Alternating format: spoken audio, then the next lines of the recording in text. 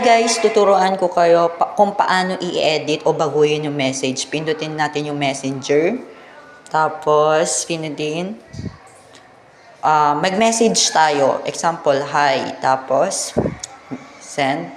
Tapos, kung gusto mong i-edit, so long press. Tapos, yung tatlong duldok.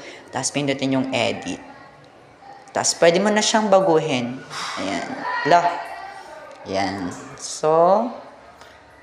So, ayan, na-edit na natin yung message natin sa GC. Yun lang, and thank you so much. Salamat!